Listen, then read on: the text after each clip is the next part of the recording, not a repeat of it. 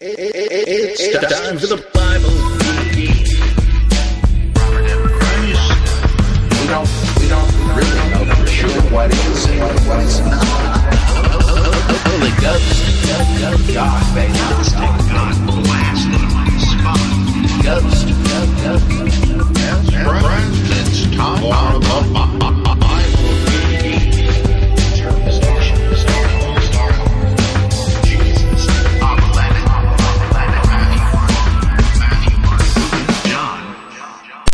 Been waiting for the Bible Geek? Well, so have I.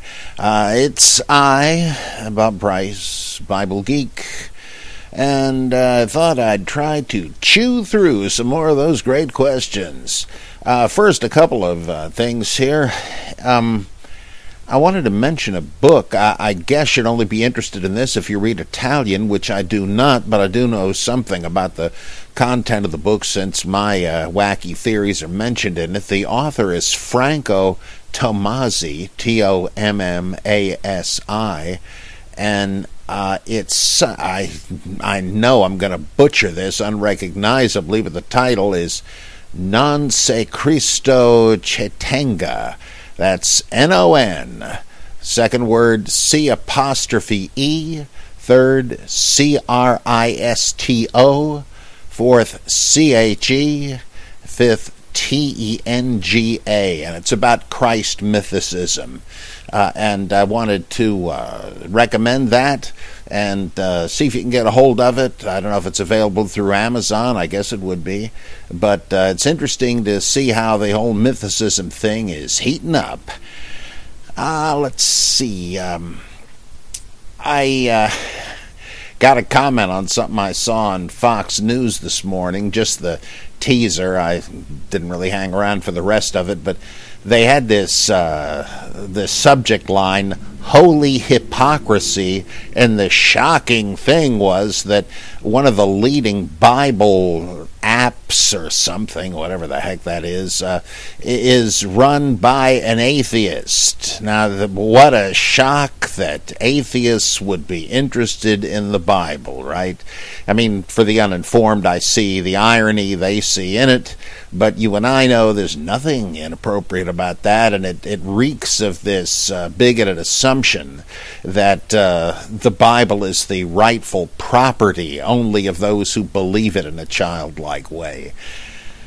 And that's unfortunate. Now you may know I'm politically conservative. I guess you must know by now, and that I do not believe that Fox News is a propaganda mill, and yet I do not take everything it says uncritically. Their stance on religion, whether it's fundamentalism to Deepak Chopra, their stance is complete credulity, and the reason for that is they don't want, I'm guessing, the reason is they don't want to offend their viewers. They know their demographic, but it's unfortunate that, and then of course they do have atheists on. Dave Silverman has been on O'Reilly a number of times, as has Richard Dawkins, so I don't want to give you the idea that there's no airtime given to them. But I remember Laura Ingraham, whose political commentary I enjoy very much,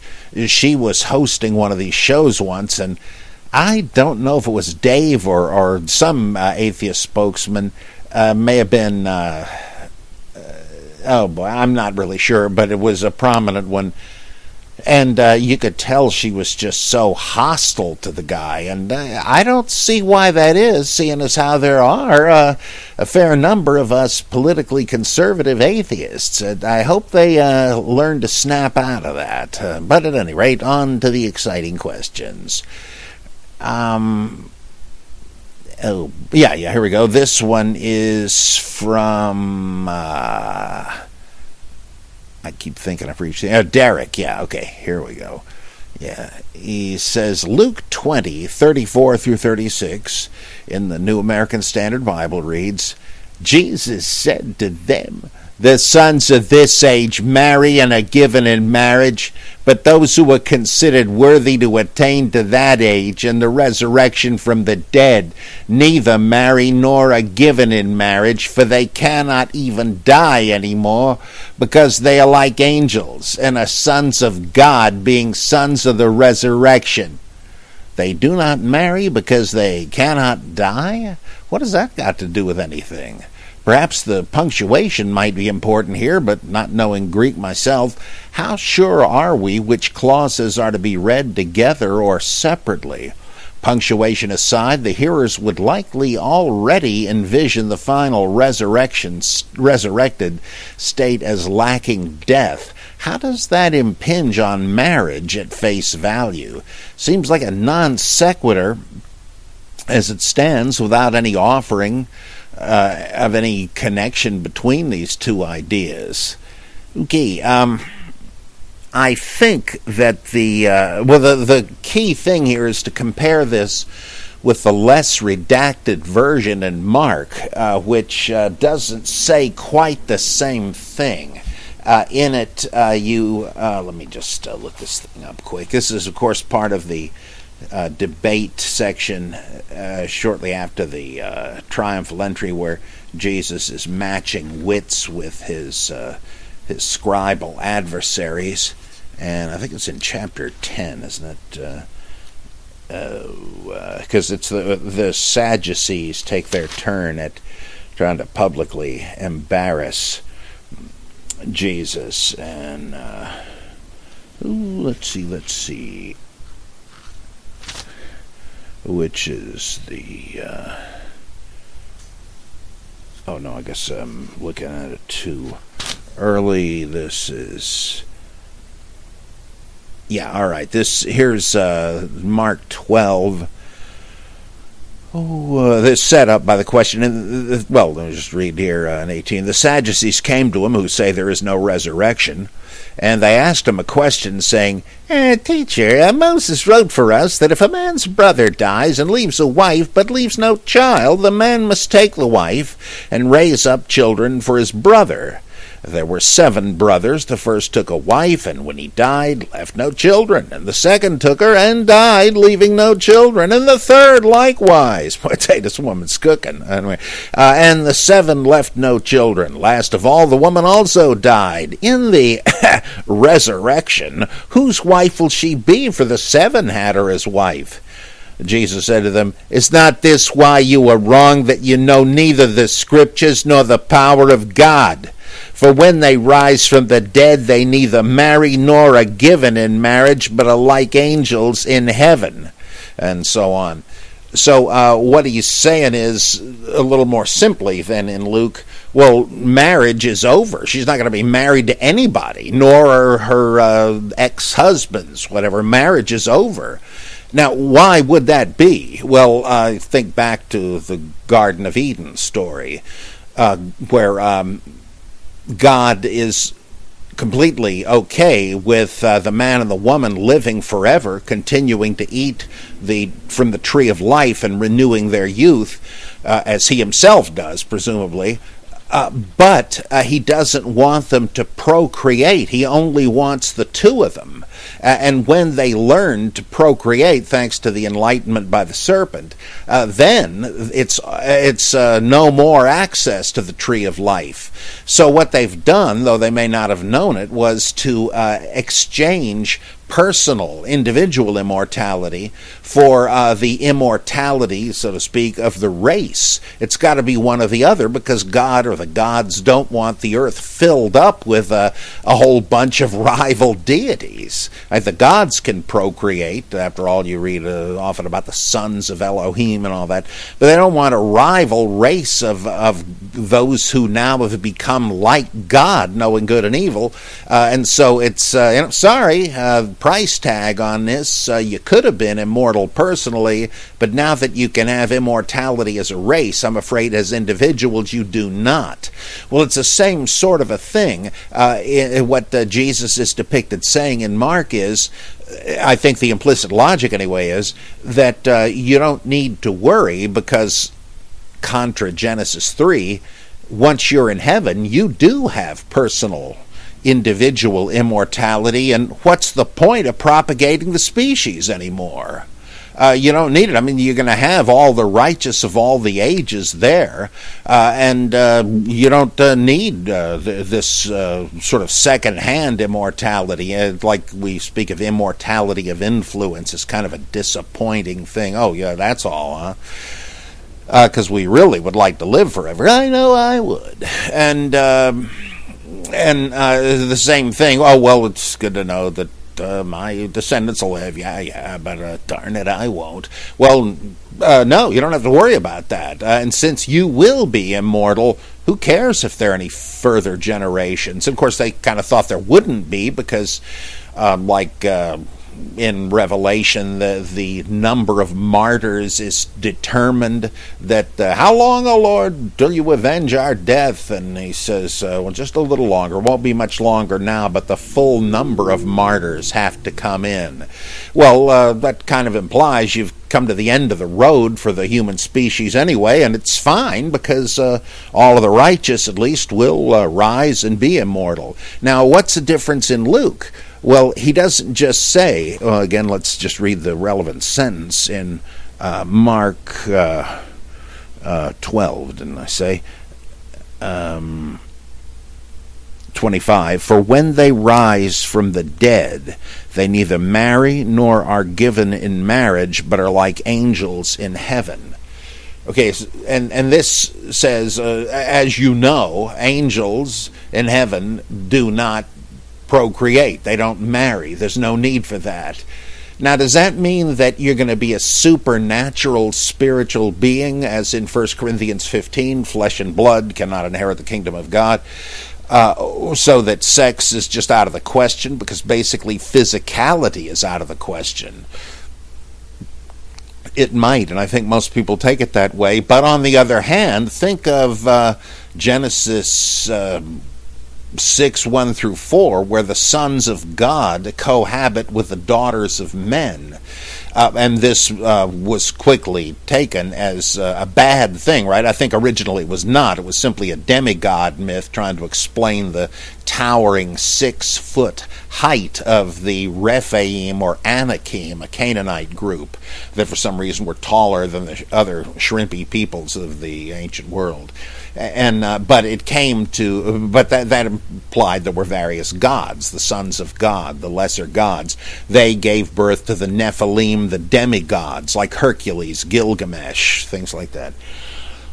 But as Israel moved to monotheism, they couldn't have that. And so they said, well, they're just angels, and they shouldn't have been fraternizing with the mortals. But they did, and they're evil, and they're the fallen angels, and a huge myth grows up out of that, a profound one, actually.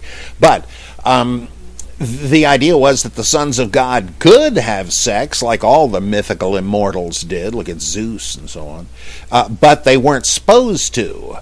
But luckily, the frisky ones are gone. They're fallen. And so it might mean that, like angels in heaven, the resurrected righteous will be capable of sex, but won't do it. They're going to be celibate. Again, there's the kind of encretism you find in Revelation. The 144,000 are virgins who have not defiled themselves with women. That's like Orwell's anti-sex league. So is that so which one is it? Well, I guess it's really a moot point. But again, that's those are the links. But Luke, okay, those who are considered worthy to attain to that age and the resurrection from the dead, which is sort of saying the same thing, right? Neither marry nor are given in marriage, for they cannot die anymore, because they're like angels and are sons of God, being sons of the resurrection.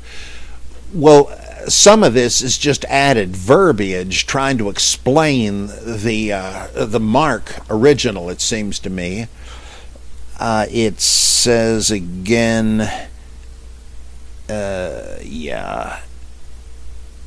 for they cannot die. I think he's trying to explain that they are immortals. that might have to do with what I first said about no need for future procreation. You don't need children to replace you. Or it might be, though this is a little less apparent, that you're going to be, like in 1 Corinthians 15, being invulnerable to death. That implies you've gone beyond physicality, and so sex is left behind. Either way, I think he's trying to elaborate it. Of course, he could have elaborated a little more and not left us guessing, as I've just had to do. But the more interesting part of it is where it says, Luke says, those who are considered worthy to attain to that age and the resurrection from the dead. Well, that could just be more florid, but because maybe he's trying to ward off the possible inference that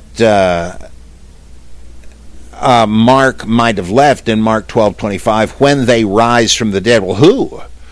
Well, who's going to rise? Well, he's trying to specify that. Now, Luke seems to believe in a double resurrection, as in the book of Revelation.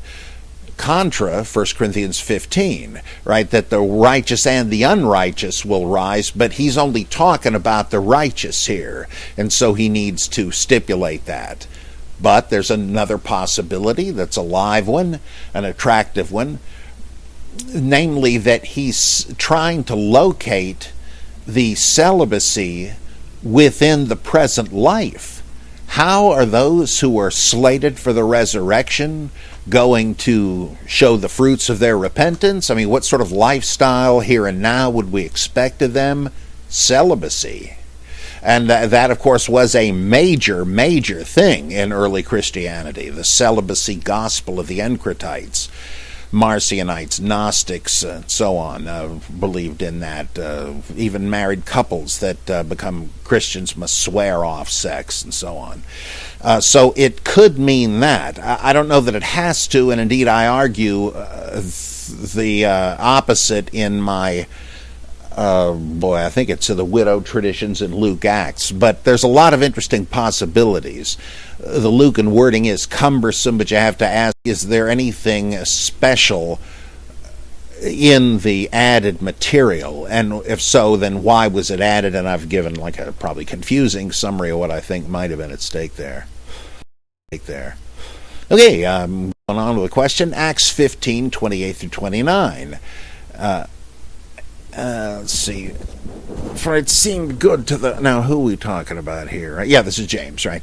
It seemed good to the Holy Spirit and to us to lay upon you no greater burden than these essentials, that you abstain from things sacrificed to idols, and from blood, and from things strangled, and from fornication with women named Lolita. If you keep yourselves free from such things, you will do well. Pretty simple Christianity, eh? By this standard, any vegetarian who is faithful to his or her spouse is practically a shoo-in for heaven. I'm kidding, of course, but what's the story behind this? Going back a bit, beginning at Acts 15:22, we see that some members of the church had previously gone to Antioch without authorization and spreading unsettling ideas. So now Judas and Silas are parachuting in to clean up the mess. They're the guys that are carrying James's encyclical back to the pagan convert churches. Any ideas as to what these unnamed troublemakers were preaching? Feel free to widen the scope here if you like with regards to multiple messages floating around the early congregations and the idea of some sort of apostolic adjustment bureau going around to correct misinformation. In the context, the interlopers into the Pauline churches were saying, I'm afraid Paul has misled you by saying you're free from the regulations of the Torah, you Gentiles who have now converted. I mean, mainly he's talking in Acts about Gentiles who had already been so-called God-fearers. Namely the pious Gentiles who attended synagogue because they liked the ethical monotheism of Judaism but didn't want to actually become Jewish proselytes or full converts because they they weren't attracted by the ceremonial laws, and indeed it would have been a huge burden, as this says, to try to embrace them, because these were the cultural markers of Jewish identity, membership in the covenant with Abraham and Moses and so on, that Jews didn't expect Gentiles to keep anyway. They just said, you guys need to be righteous. The commandments of Noah in Genesis 9, that's all God holds you responsible for. All the dietary laws, the festivals and stuff, that's part of our covenant with God. Jews didn't think all Gentiles were wrong for not having done that stuff. No, not at all. And so that issue has come up again. If these Gentile converts who were God-fearers convert to Christianity, what is their status? And so the people that dogged Paul's footsteps, according to this, were saying, yeah, you've got to become full proselytes to Judaism. And Paul's view apparently was, well, no, you don't. And so this is why it's brought to the council in Jerusalem to determine the thing, and they hear the different viewpoints, and James decrees a kind of middling position, that indeed you Gentile converts do not have to keep all of our laws. That would be an undue burden. But here's what you do have to do, a bare minimum, which is roughly the same as the commandments of Noah. Again, the only ones that Jews thought Gentiles had to follow. And that's basically what we're talking about here, that they have a kind of permanent God-fearer status. And the opposite point of view is taken in Galatians and 1 Peter and so on, where they're saying, no, in Ephesians, that the wall has been broken down, that nobody has to keep all these ceremonial provisions of the Torah. Of course, it's not like Jewish Christians mustn't keep them. No, it makes plenty of sense for them to continue to do it. It's their heritage, but it isn't for Gentiles who become Christians, so why make them do it? You're throwing up a false stumbling block in their path. So I think that's what was going on. Okay, Ezekiel 8:7. He said to me, do you see this, son of man? Is it too light a thing for the house of Judah to commit the abominations which they have committed here, that they have filled the land with violence and provoked me repeatedly? For behold, they are putting the twig to their nose. The twig to their nose. Okay, the larger passage, verses 6 through 18, describes a whole variety of idolatries and blasphemies occurring in the Jerusalem courts and temple. Most are easy enough to follow, but what the heck could putting the twig to their nose mean? Let's see. Zeke 8:1. I have to admit, this does not ring a bell. Let's see. Zeke's right after Lamentations. And sure enough, it's got to be one of those sneaky pagan rituals. I just glued something and got the junk on my fingers, and now it's a little tough to turn the darn pages. Okay, 8:17.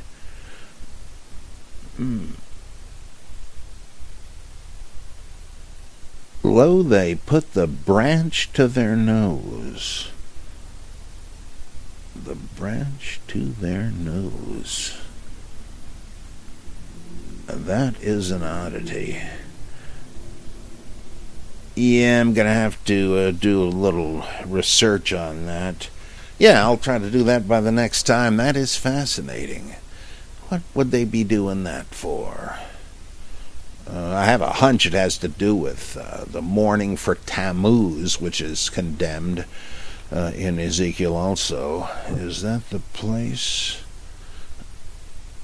where it says... I think it is. Yeah, in 14. Then he brought me to the entrance of the north gate of the house of Yahweh, and behold, there sat women weeping for Tammuz. Then he said to me, have you seen this, O son of man? You will see still greater abominations than these.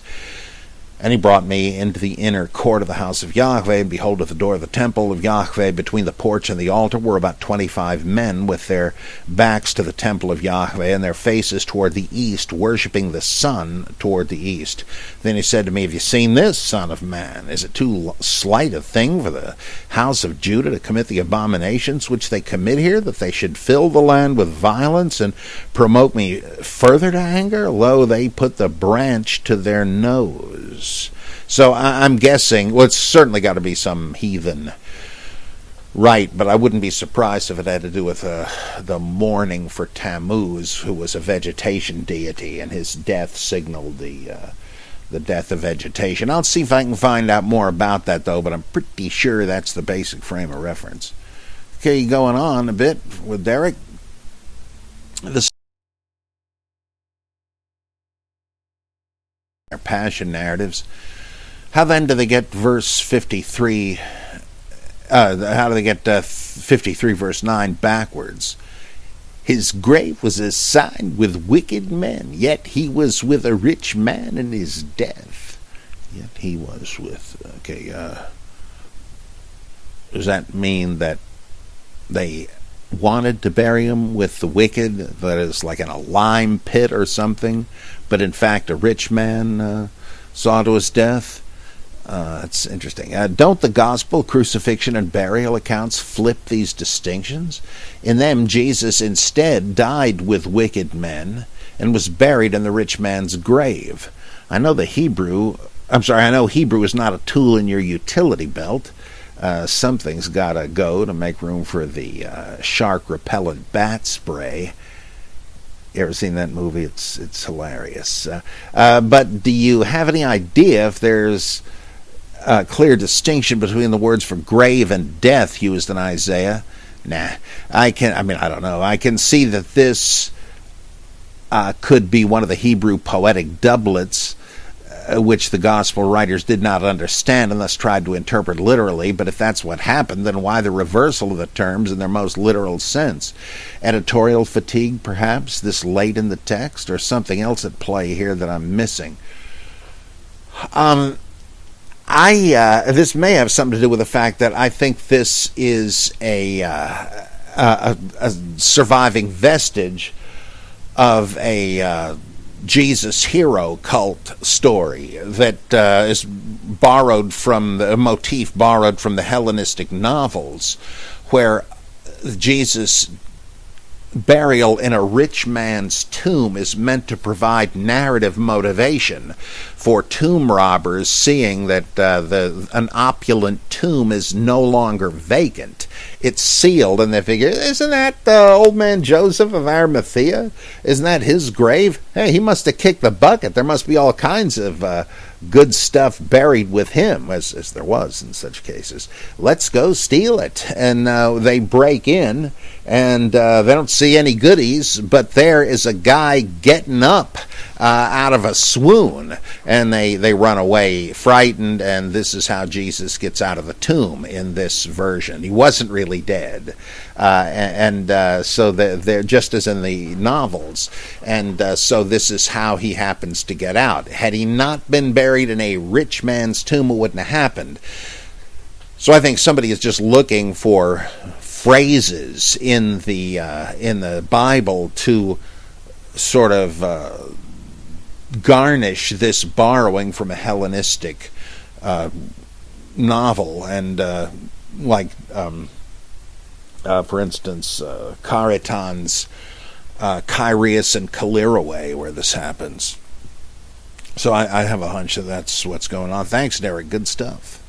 Reuven says, I've not often cited extra-biblical Jewish literature in these questions due to their content being difficult to understand, especially without knowledge of Hebrew. I don't have it. Reuben has it. Let's get that clear. However, I will be making an exception in this case. One of these works, called the Zohar, the Book of Splendor. It is of uncertain origin and is extremely controversial among religious Jews, some condemning it as pagan, and others praising it and placing it almost on the same level as the Torah itself. Within the work, there are many fascinating passages. This one is especially fascinating. Zohar 1:21b. When Jacob died, his body was buried in the Holy Land. But for Moses, no part of his body was buried in the Holy Land. Why? Because Jacob was the first husband of the queen, in brackets, the divine presence, like the Shekinah and so on. But after Jacob died, she mated with Moses. While Moses was in this world, he visited her as was proper, and he became her second husband. But when he died, close brackets, Moses remained outside. Neither his body nor his bones entered the Holy Land. Instead, the Shekinah entered the Holy Land after Moses died, and she returned to her first husband, who was Jacob. Understood here as the whole of Israel. From this we learn that a woman who was married to two men, brackets, in this world, close brackets, in the world to come, she shall return to her first husband. Moses was buried outside because the first husband of the divine presence, Jacob, was in the Holy Land, and a woman remains with her first husband. Thoughts on this? Yeah, I have a hunch somebody has picked up on the business of Moses going into the tent of meeting and coming out with his face aglow, having communed there with the presence of God, and the Shekinah that appeared in the temple and all that stuff, right? And so they picked up on the fact that, as in Psalm 19, it says that the sun is like a strong man rejoicing as he emerges from his tent. That motif is reflected also in the book of Judges, where the superhero Samson returns from his wedding tent and initiates the, the week-long, month-long, I forget now, wedding reception or wedding feast. He's the strong man who comes out of the bridal tent rejoicing. And, of course, Samson means the sun. Well, Moses has the same sun-god imagery. Now, that's kind of out of the consideration in the Zohar. But the marriage tent thing remains. People remembered that. And so they're thinking that Moses was the second bride of the Shekinah, the presence of God. And now, why it's thought that it had abandoned Jacob, or Jacob was in any sense dead. Well, I guess they mean the patriarch Jacob had been the husband of the Shekinah, and he was long dead, of course, him personally. And that when Moses was dead, the Shekinah could return to her first husband, Jacob, in the form of his progeny of Israel, who were going into the promised land. And if Moses had been allowed to go into the promised land, that would mean that in the world of Israel, two of her husbands would be alive. And you can't have that. You see, this raises this same question that the Sadducees posed to Jesus, right? If a woman has been the wife of more than one man in the resurrection, whose wife is she going to be? And, they knew of polygyny, a man having more than one wife at a time, and that's okay in the Bible. But polyandry, a woman having more than one husband, no way. And so they come up with this solution to the same conundrum. In the resurrection, she'll be the wife of the first guy, not the second. Whereas Jesus sort of wipes the whole thing clean and says, don't worry, nobody's going to be married in heaven. And that invites certain jokes, but let's leave them aside. Another one from Reuben. He says, my question concerns the work known as the Apocalypse of Elijah and its use within the New Testament in both the, quote, authentic, unquote, Pauline letters and the disputed Pauline letters. I refer specifically to 1 Corinthians 2:9 and Ephesians 5:14. Origen, Ambrosiaster, and Euthalius agree that Paul was quoting the work, that is the Apocalypse of Elijah, in 1 Corinthians 2:9, and Epiphanius says that Ephesians 5:14 borrows from this work. Interestingly, Euthalius also mentions this verse in Ephesians, but says it comes from an apocryphal work of Jeremiah, not Elijah. What's your take on this? Let's take a look at those passages. I think the 1 Corinthian one is... Yeah, I'm right. As it is written, what no eye has seen, nor ear heard, nor the heart of man conceived, what God has prepared for those who love him, end of quote, God is revealed to us through the Holy Spirit. Let's see, this could be based on a couple of passages from Isaiah 64:4. Let's find that fast. 64:4.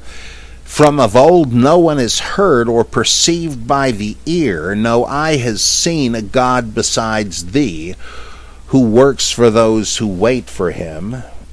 And then Isaiah 65:17, just across the page. For behold, I create new heavens and a new earth, and the former things shall not be remembered or come to mind. Well, that's not all that clear. I would assume that that is the ultimate source of that quote, but that doesn't mean the writer of 1 Corinthians is not getting it from the Apocalypse of Elijah. You could say, well, where did the Apocalypse of Elijah writer get it? And most likely from Isaiah. In fact, this occurs all over the place. Peter says it as he's about to be crucified, and one of the, I don't know if it's the Gospel of Peter, or there's several of them that deal with that. The Acts of Peter and so forth. And various Gnostic texts. So who the heck knows? It bounced around a good bit, and I guess the writer of 1 Corinthians could have been quoting that from any of these places. They're just esoteric tradition generally, because this idea that we know something no one has ever known. It's a similar motif to Mark chapter 4, I think it's in 4, where he says, many prophets and kings wanted to see what you see, but never did. So blessed are you. But if these guys, I'm inclined to think that these old church fathers, who were much more conversant with these texts than we are probably right. Now, Ephesians 5:24, let's take a look at that one. 5:24. That's... What? Is this right? 5:14, I'm sorry, yeah. That makes sense. Therefore it is said, quote, awake, O sleeper, and arise from the dead, and Christ shall give you light. Let's see. So that supposedly comes from the Apocalypse of Elijah, too. Well, it's certainly a quote from some, and it's not in the Old Testament, that's for sure. But I would assume so. I think this is only controversial in that some people heartily resist the notion that a canonical writer could have quoted from a non-canonical one, as if it was authoritative scripture, as in these cases. But, of course, that's just canon apologetics. So, let's see, this I think is another, yeah, that is another Reuben one, a mini Reuben Geek here. Let's see.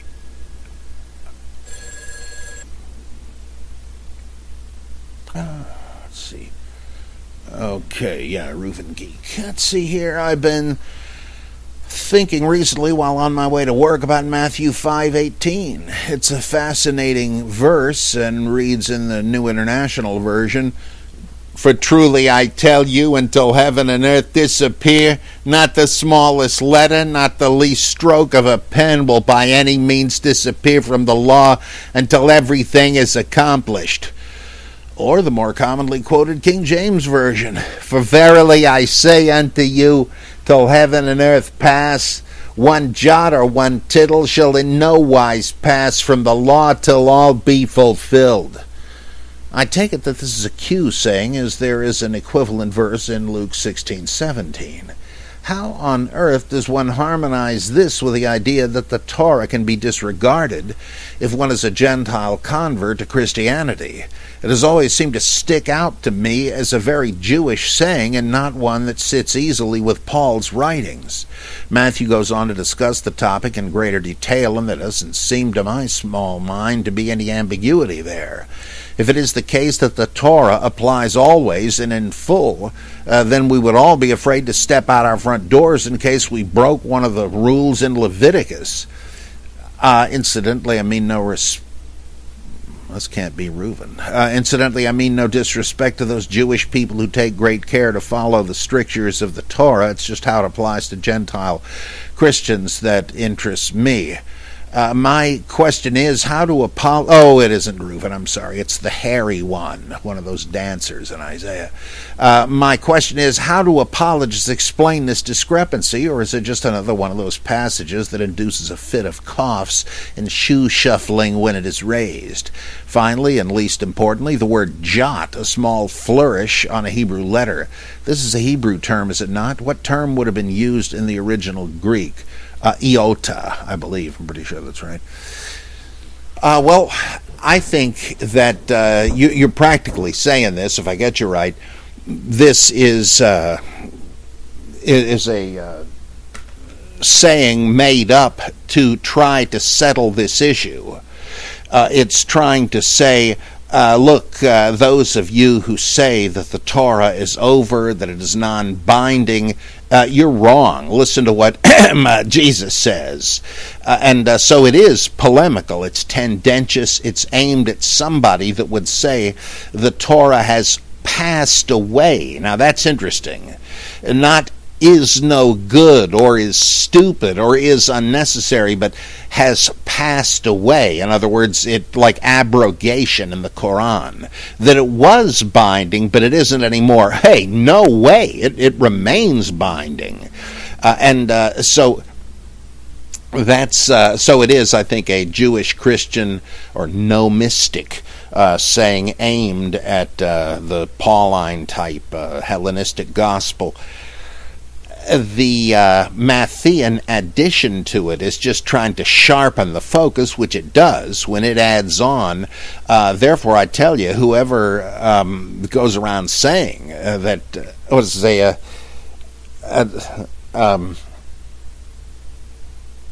don't believe those who say I came to abolish the law and the prophets. I didn't come to abolish them, but to fulfill them. And then you have the Q saying, and it says, therefore, anybody that goes around breaking one of the least of these commandments and teaching others to do so, well, they'll be the least, the last one in the kingdom of heaven. Whereas anybody that goes around keeping them and teaching others to keep them, well, he'll be number one in the kingdom of heaven. Well, that makes it even more obvious, and I think that that's what the point is. It is a polemical, inauthentic saying. Now, what do apologists do with this? Well, there are a couple of ways of dealing with this. One of them is to say that Jesus really said it, and that it is true, but he is fulfilling the law by dying for the sins of everybody who have transgressed the law. This, of course, is a kind of a Lutheran sounding view, and it seems to me wholly implausible, though it does kind of fit with what we read about in Colossians, that the Torah was really the pantomime, and that the real thing has now been blurted out with Christ and Paul and so forth. The shadow has passed, the substance has been revealed now. And the point is it possible that that is what that Q and that Matthew passage mean to say? And I don't think so. I think it's a case of pretending the one says what the other does. Another possibility is that he's saying, well, heaven and earth are going to pass away. That's part of the apocalyptic denouement, and you see it happen sort of in the book of Revelation. And so until that day, we still have to keep it. It's going to pass away. It's of temporary duration, but we aren't quite there yet. So let's not jump the gun. That would be a good case of what Kazemon calls trying to throw a wet blanket on the hotheads, the eschatological enthusiasts who are in view in 2 Corinthians, big time. The people who think, oh, we're the king's kids, we're in the kingdom of God, now, anything goes for us. And for 2 Corinthians says, wait a minute, hold on a second.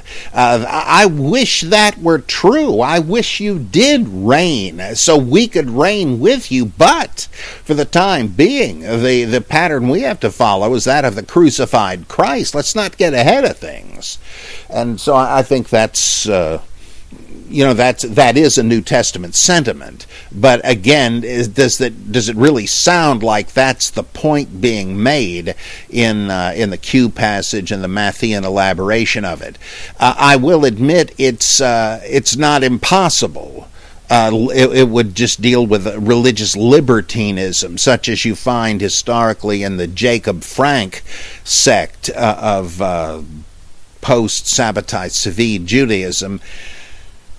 The notion that, well, the kingdom of God has not exploded onto the scene, though it has begun, but it exists secretly. Only those with the eye of faith can see that. And so, clinging to that faith, we do operate in freedom from the Torah, but we have to do it in secret, because the kingdom of God exists on earth only in secret for the time being. And it's conceivable that's going on, but again, it seems to me that would have to be post-Jesus if there was a Jesus, right? This is that would imply a theological debate over, where do we stand now that Jesus has come? Where are we vis-a-vis the Torah, which of course was the huge issue in the New Testament. So that one's not all that far-fetched, but apologists wouldn't like it because it doesn't really fit with something Jesus could have said intelligibly during his public ministry. So that's probably more than you wanted to know. This is from Anders Kalin, I'm sorry, I don't know how to pronounce it, from Stockholm, Sweden. I discovered your Bible Geek podcast a year ago while trying to find podcasts dealing with Christianity and or other religious subjects from a, quote, scholarly, unquote, standpoint, not from a believer's. To my disappointment, the findings were scarce. At first, your podcast scared me because of the ridiculous wealth of material. Just looking through the back catalog gave me a minor headache, but gradually I found myself being sucked into a sort of vortex. It's almost like dipping your head into a continuous stream of information where you don't have to be there from the beginning. Just jump on board whenever you like, jump off when you've had enough.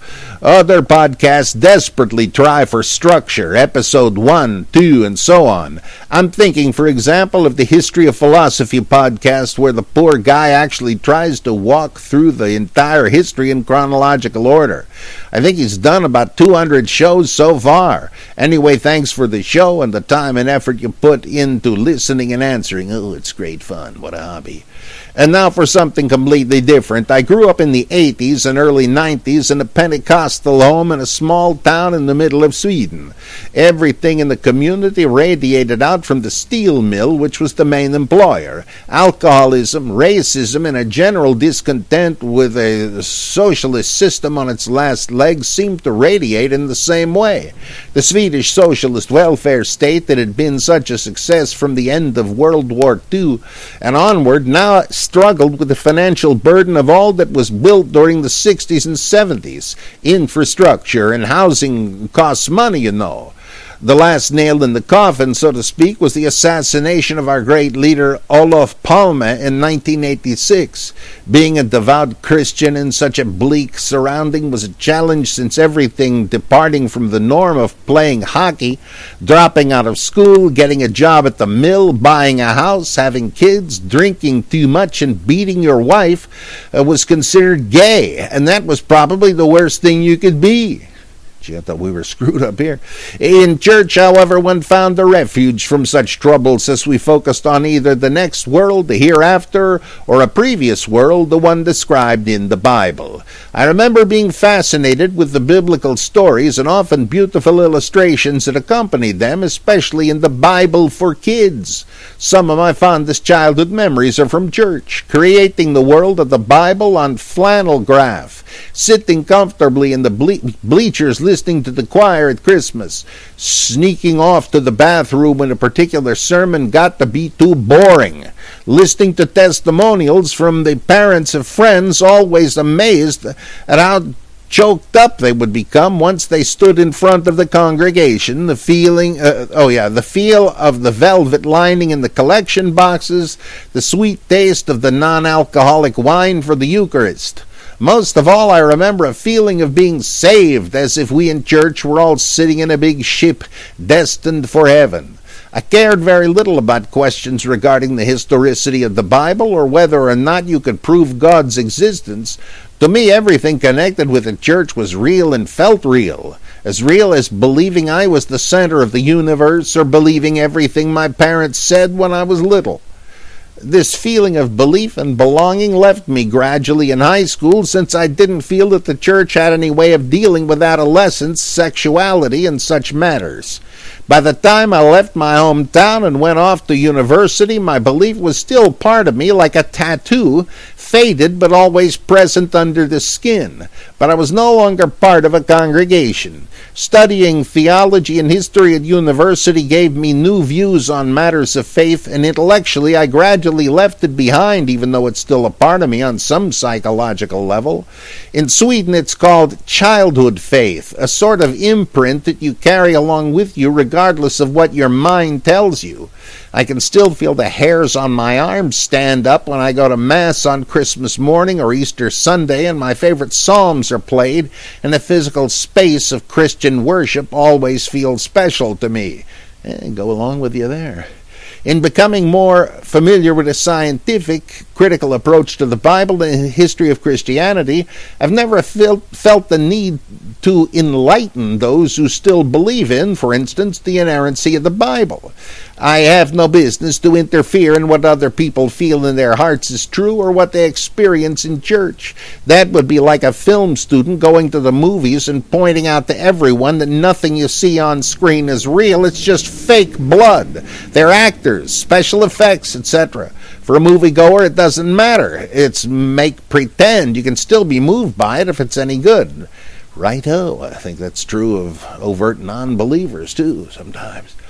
Enough ranting, on to some questions. Well, I'll just do this in my regular repulsive voice. One, when did the concept of eternity come about in Christianity? It doesn't seem to fit with a Jewish concept of history, with creation roughly 6,000 years ago, detailed chronologies, God's hand in everything, the prophets, the promised land, and so on. It all seems part of a narrative with a beginning, a middle, and an end. The Messiah? The afterlife is not really described in Judaism as far as I know. Similarly, Christianity seems to have a starting point as well as an ending, the parousia. And of course everybody knows, right? That means the presence, the arrival of Christ. Then what? Eternity seems an elusive concept. Can it really have a beginning? For me, it was always hard to stomach the idea of eternal punishment, for example. If the consequences of my life are that dire, wouldn't you want some kind of clarification at the outset? But you've got it with all the preaching about hellfire. If you claim the free will defense, can you really say that a choice between eternal bliss and eternal hell is a free choice? It's like being asked by a robber, "Would you like me to shoot you?" Is that a free choice? Also, when does it start? Is a sinner who lived during the Black Plague in the 1300s suffering the torments of hell as we speak? Is that person's punishment 700 years longer than that of the present-day sinner? Ooh, that's a goodie. What you've asked here is really about two rival views of time in ancient Judaism. There's some real good books about this. Margaret Barker's The Gate of Heaven, about the cosmology and the theology proposed by the Jerusalem temple and the writings about it, also a book. Rachel Elior, Elior, The Three Temples, on the emergence of Jewish mysticism, which I'm reading right now, deals with it also. And both of them are based on the notions of sacred time and sacred space that you find in books by Mircea Eliade, Eliade. For instance, The Sacred and the Profane. That's a foundational book. And here's the idea, that there was sacred time and there was profane time. Profane time just meaning non-sacred, right? Ordinary, mundane time is the day after day grind that would have no real meaning on its own, which is why people commit suicide, right? Well, what am I living for? What's the point of this? You go through, like you said, you get a job in the mill and you have kids and pay your bills and all this stuff, and that's it. Sacred time is given significance by, profane time is given significance by sacred time. Now, profane time is linear, again, straight line, one day after the other. I think, was it Ambrose Bierce said, one damn thing after another. Whereas sacred time is cyclical, and it's the eternal return. There was a mythic time of creation, but what kind of time we talking about? Well, the time is almost more of a place. There's a creation point, a ground zero for everything. And the process and the myth of creation is, and various associated things like the fall of the angels perhaps, but really different in all different cultures. They all have this. And the world as we know came from that.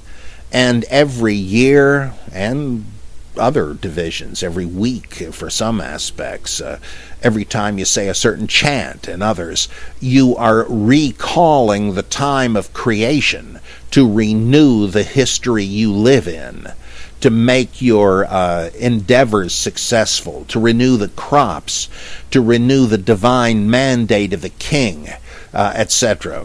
And so that this periodic cyclical return of sacred time in effect lends the punctuation to the otherwise meaningless run-on sentence of profane time. Like a run-on sentence has no meaning. Well, what are you trying to say here? You need the punctuation. Oh, you stop here, new idea here, and so sacred time by its periodic intersections with profane time lends meaning to profane time. Well, you had a rivalry between at least a couple of major views in ancient Israel and Judaism. And one was that that pretty much what I just described, and that the key thing for renewing the world was the temple ritual that symbolized, that the temple was built to mirror heaven. All ancient temples were, pretty much. And the priests stood for the angels, and what they did ritually was symbolic of what was going on in heaven. Thy kingdom come, thy will be done on earth as it is in heaven. And on their repeated observance of this, they're kind of pantomiming on earth what's going on in heaven. They are recalling and renewing the heavenly energy of creation on earth. It results in a status quo, and it is supposed to, because if this gets off beat, if you change the calendar and start doing the rituals on the wrong days, quote unquote, the world may come apart, which is why calendar disputes were of super major importance in Judaism and elsewhere, still are in the Orthodox churches today. They went by a solar calendar, but others introduced a lunar calendar. Oh no, this is big in the Dead Sea Scrolls. You guys are not even keeping the required festivals because you're doing it on the wrong day. What an outrage. The world may come to an end because of it. And so you're trying to keep the status quo, keep it going on an even keel. But the sages, the scribes, the rabbis, and so on, they weren't involved in the temple.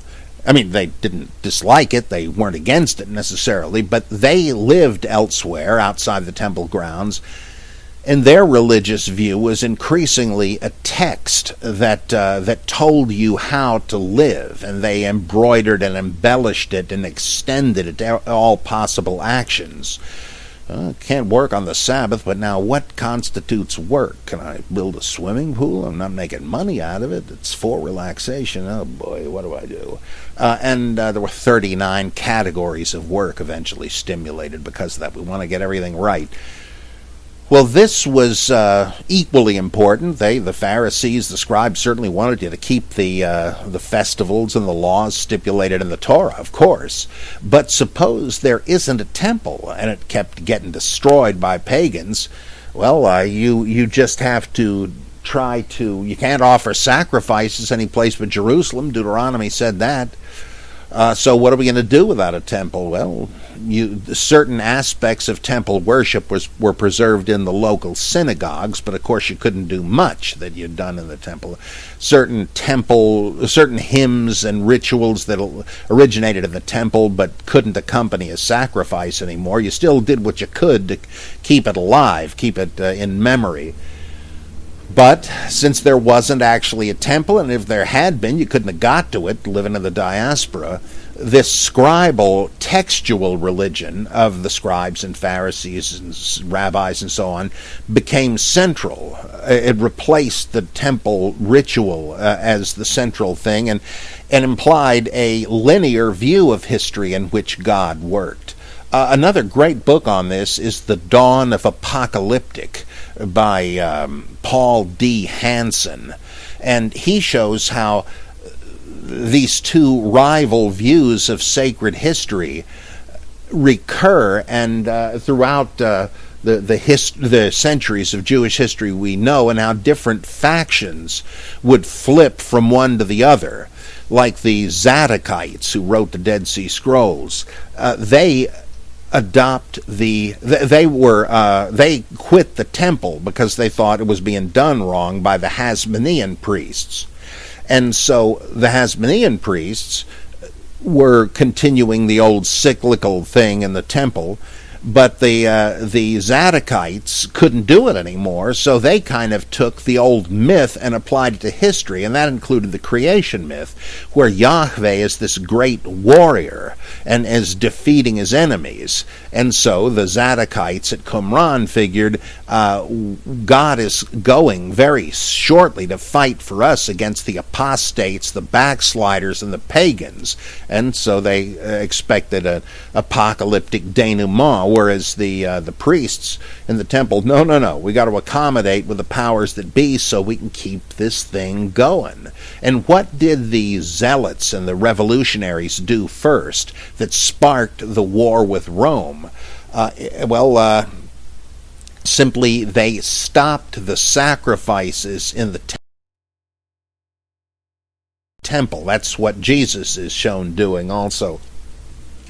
Well, that's very dangerous. You're upsetting the cosmic order. Stephen Huller has a fascinating theory that that's just what Jesus was trying to do, to bring in apocalyptic Armageddon by interrupting it. Fascinating. But all of that bears on your question to say that eternity, an endless cyclical recurrence of something that is always hovering like a cloud in sacred space, the time or the realm of creation, that is unchanging eternity. It has to be repeated in the temporal realm because, as Jung would say, cyclical repetition is like an aping, a miming of changeless eternity. You're going to do something over and over again the same way to suggest the unchanging stillness of the heavenly realm.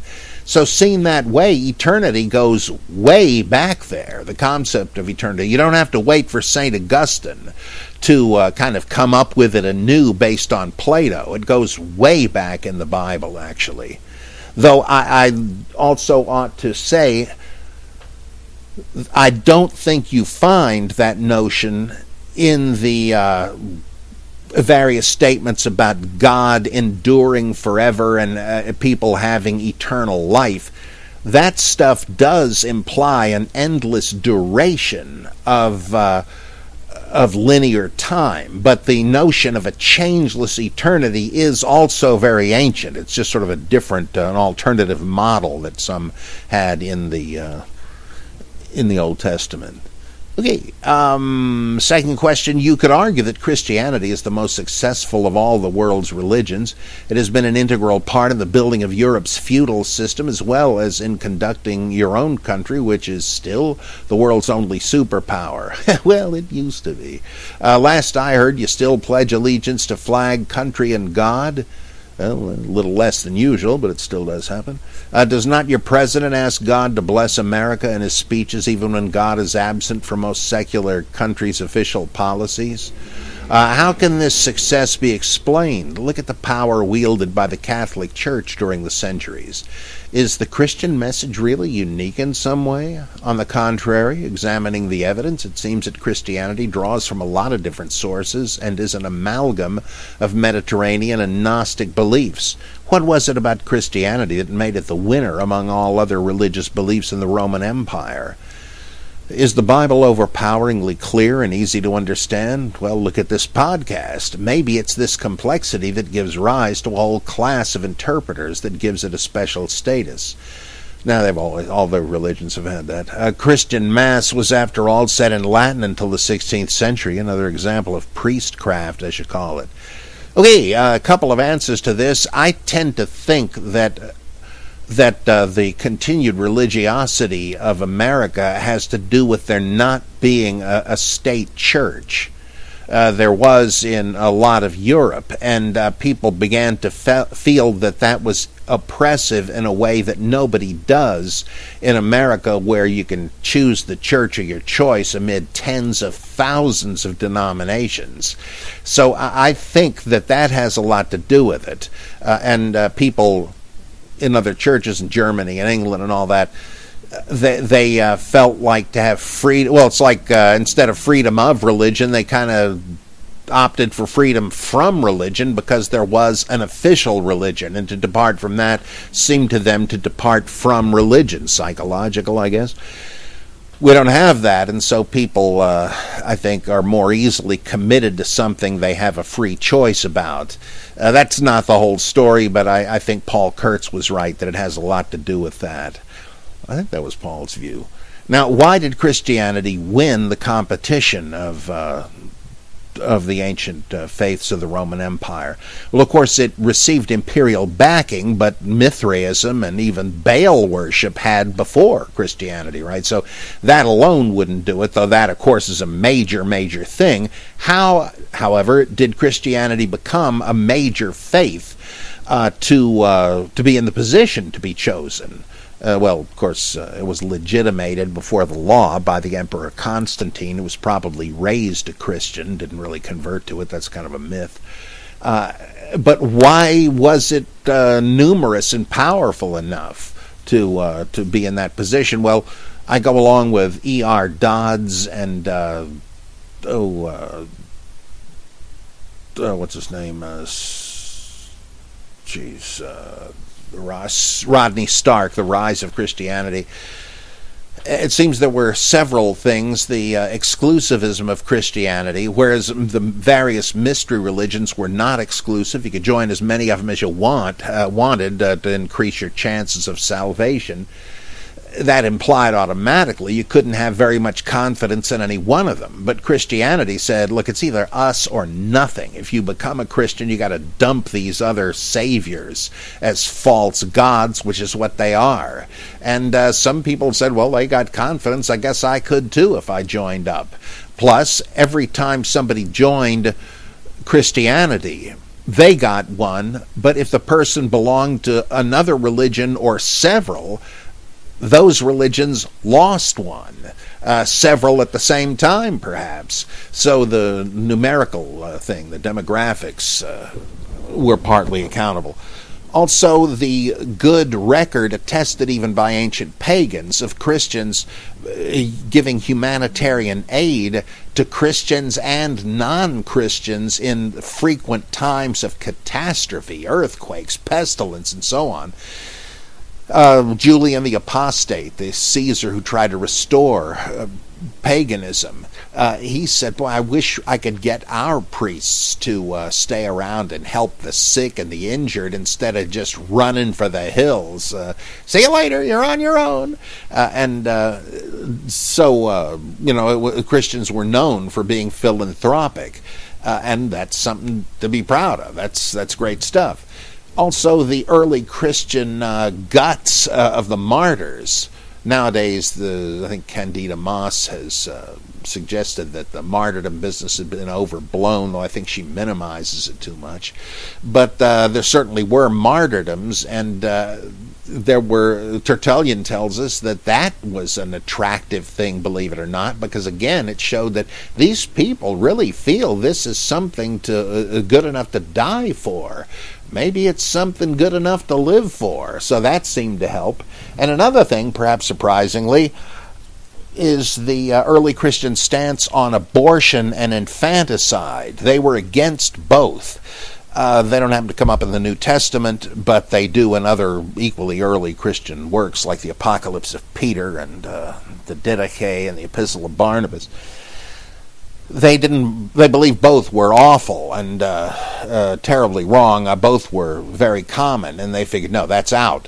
Well, of course, it was mainly baby girls that were put out to the curb with the garbage, literally, because the dad felt, look, I've already got enough girls. I don't know if I'll ever be able to marry them all off. I'll be stuck with them forever and never get rid of these mouths to feed.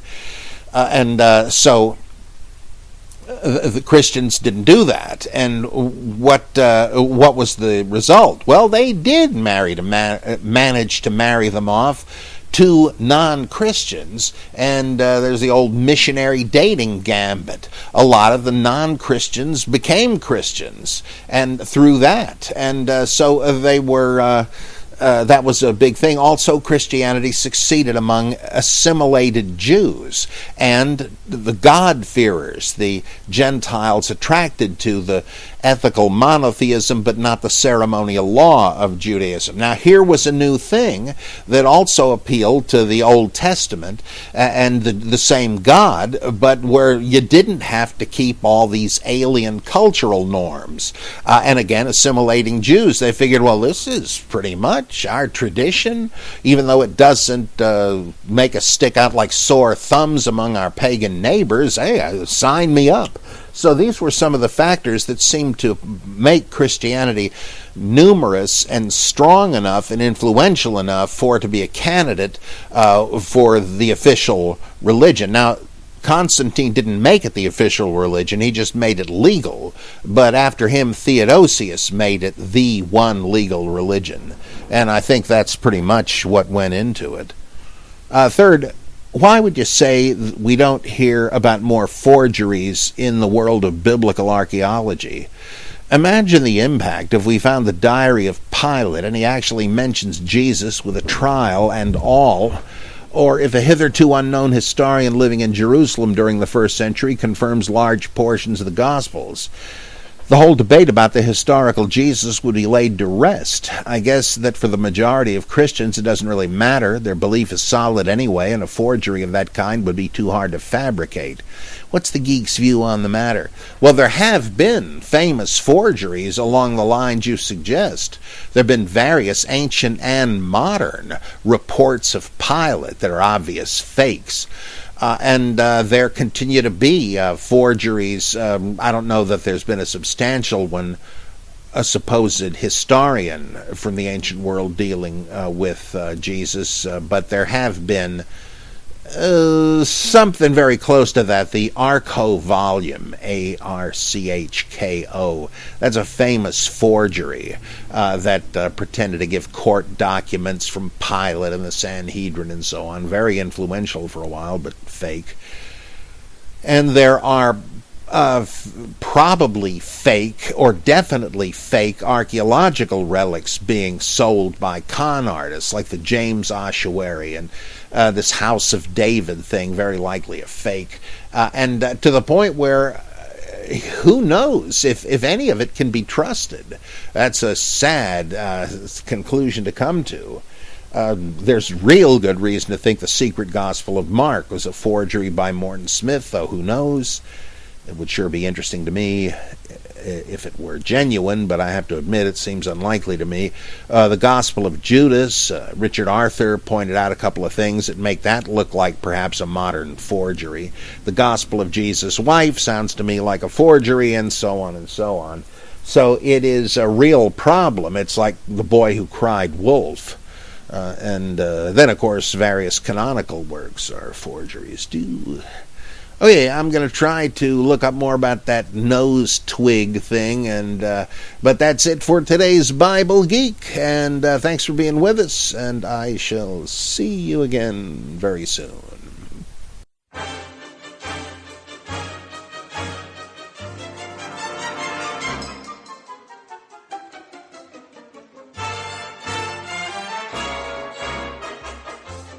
The Bible Geek was recorded by Robert M. Price and produced by John Felix and Sergeant Jovanovich.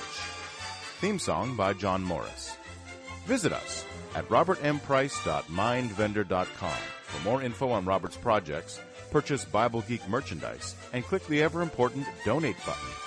Send your questions to criticus@aol.com, and be sure to rate and review The Bible Geek on iTunes.